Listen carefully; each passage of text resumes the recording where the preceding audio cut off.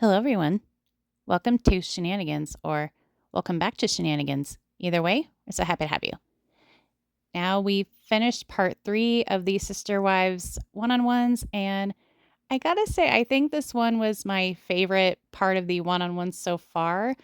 Um, there were things I liked and didn't like about it, but I think it's my favorite because not just the laughs, but my favorite part, I have to say, was in all of the 19 seasons, I think this was the first time we got to see Cody subtly be referred to as a narcissist.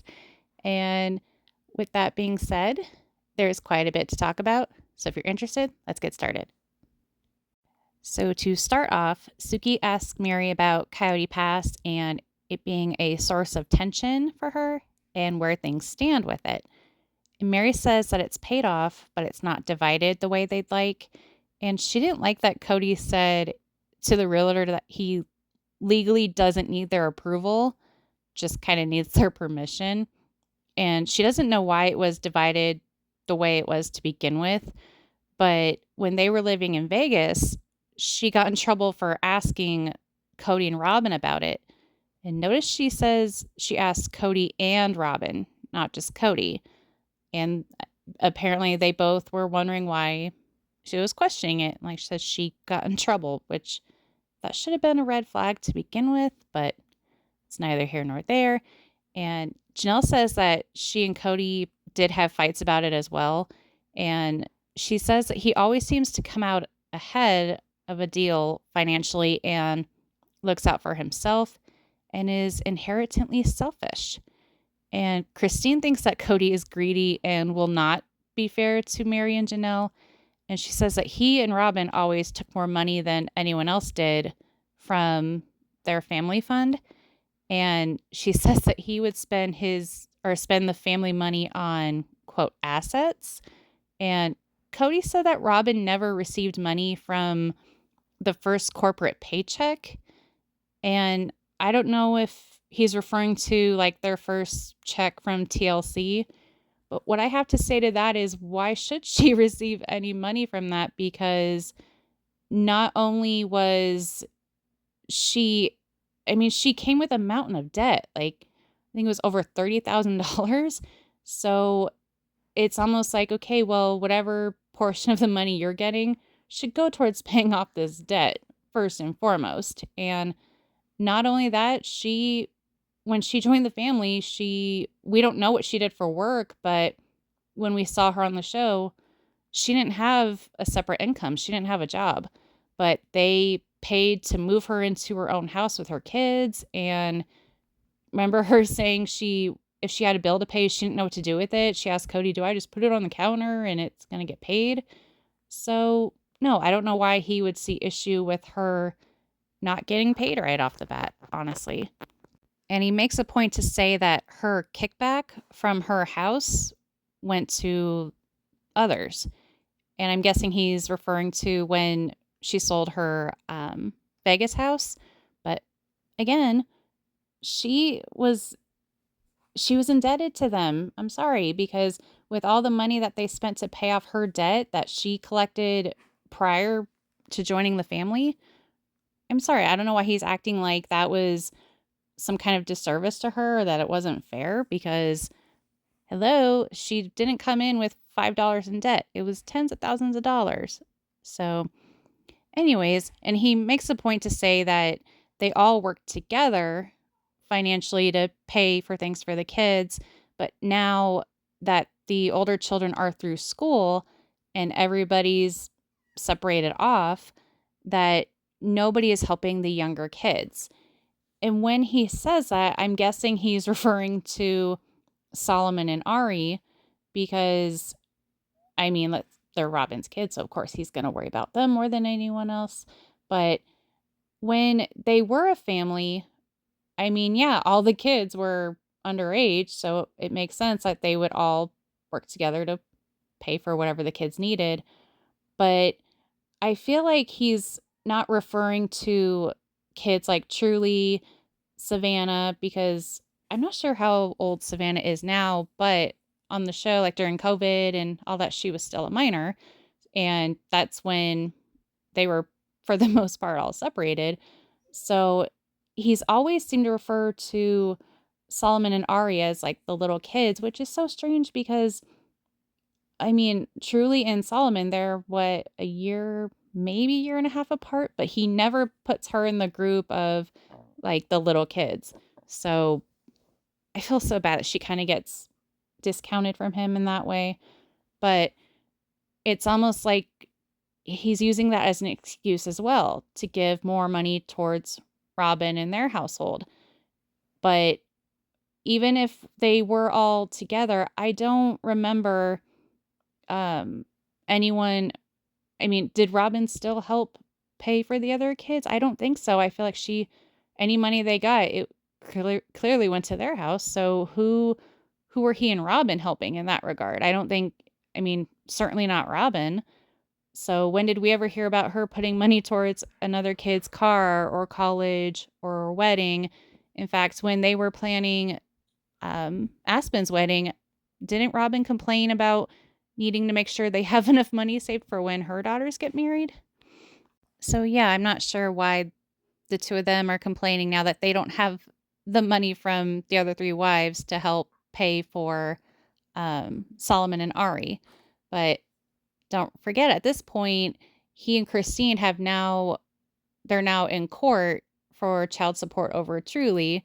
So part of me was wondering, is that in a way him trying to plead his case that, he's not getting any help from the other three wives anymore to help the kids he's got at home.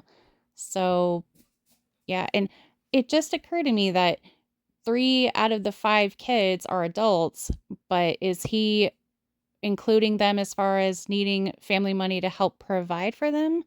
What do you guys think about that? Do you think he's just referring to Saul and Ari, or do you think he's referring to even the adult kids that live at home?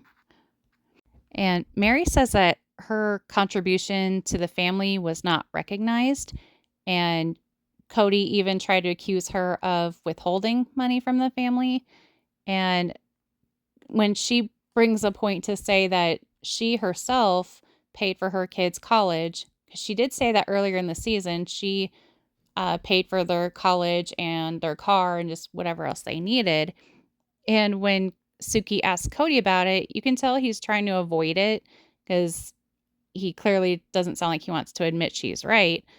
But he tries to say that, oh, we all helped, but did he really help with everyone? Because just his reaction to that question was so strange and makes me believe that Mary was telling the truth, that she did it all on her own. Then Janelle brings up love bombing. And when Suki asks her to explain what she means, she says that there was love bombing, and with a narcissist, there's a cycle where they love bomb, destroy you, then love bomb you again, then destroy you again, over and over and over. And she emphasizes that she's not calling Cody a narcissist since she's not qualified to do so. But through watching pop culture and just paying attention to things, she's noticed a lot of similarities.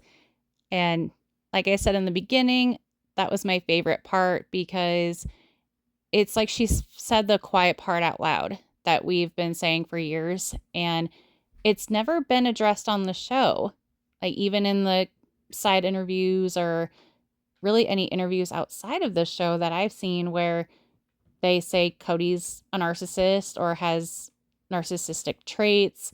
So, I mean, I guess it is a slippery slope because that's something, it's a medical diagnosis, even though it's something that's thrown around a lot. Yeah, so to hear her say that, it's like, wow. And I really wish we could have seen his reaction to that. I mean, he probably would have lost his mind and just proved her point completely. But yeah, I've felt like this way for years, and I've said in other videos that I mean, look how he reacts when you confront him about things. He gets defensive, he denies everything. Yeah, all the signs are there. So props to Janelle for bringing that up to the surface. Then Christine says that by the time Robin joined the family, she was not being taken care of by Cody, including physically, and says that with sex, it was basically them just using each other as an act to fill a need, but they never talked about it until that conversation where she decided to kick him out because he said they would no longer be intimate. And she decided that when she left Cody, in her next relationship, she would have sex before marriage to confirm that the physical attraction was there. And that's what she did with David. Good for you, girl. Um, then we see this video montage of PDA. And even though it's kind of too much, it's still hilarious. And then Christine says that she's confident now and can just be me. And Cody says the last time that he and Robin showed PDA in front of the family, they got kicked out. So, and what's so weird is Suki's kind of asking him to elaborate on that, but he says he won't go there and that it's a story that cannot be told. So why bring it up to begin with? That doesn't make any sense. I don't know if he does that on purpose to kind of get people talking and whispering like, oh, what's he talking about? Or if he kind of catches himself like, wait, I shouldn't have said that. I can't really go into detail, so whoops. But in this case, it sounded like he wanted it known, like I'm being punished for showing affection to my wife, the one I'm in love with. And, he even said that he would never do it again until Janelle and Mary are both remarried. So I don't know what event he was talking about. A lot of people online are saying they think it happened at Garrison's funeral. I don't know what other time they would have really been in front of the family. So, what are your guys' thoughts on that? Where do you think this happened? And do you believe that they were kicked out? Or do you think, of course, they took something the wrong way?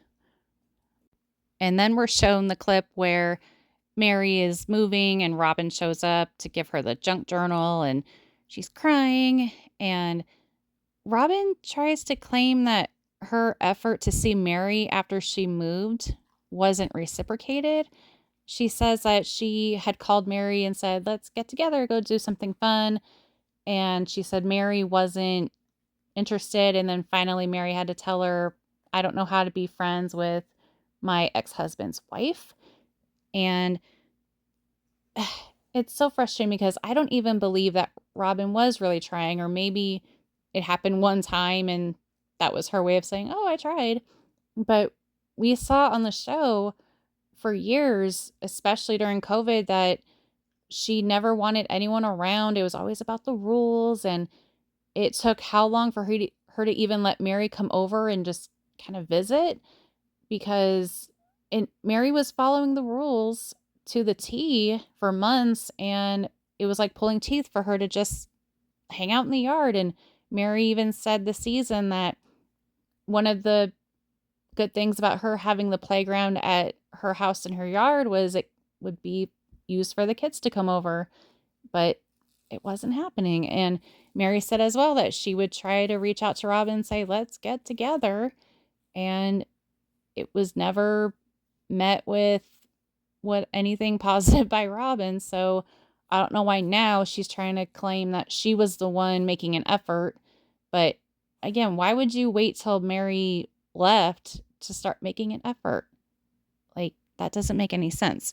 And we're shown a clip where Mary is talking to her friends about it. And he and Cody had to say that he thinks that Jen is just jealous of Robin and thinks that Robin was a threat to her because initially Robin and Mary were best buddies or whatever, and Jen was threatened by that. And let me go back to the narcissist thing real quick, because a narcissist likes to throw, and I'm also partially speaking from experience in dealing with someone like this, that narcissists like to throw in people's faces that if they notice someone is being treated better, it's, oh, because you're jealous of that person. It's not me showing any kind of favoritism or anything like that. That's your problem. You're just jealous. So when he said that, that just really got under my skin. And what does Jen have to be jealous of Robin of? Like, that relationship has nothing to do with one another. And Jen seems confident in herself enough that there's no jealousy there. So for Cody to say that, I think that was just him once again trying to put Robin up on a pedestal. And then we're shown another video clip montage, and this one's kind of driving the point of the comparison between Cody and David. And we're reminded about the luggage rack incident. I don't know if you call it an incident, but for lack of a better word. Yeah, honestly, though, the whole luggage rack thing, that's when I look back on the season and think of nuggets that I was hoping they would bring up in these one-on-ones, the luggage rack is not one of them, because I don't know if it's just something that they're allowed to bring up.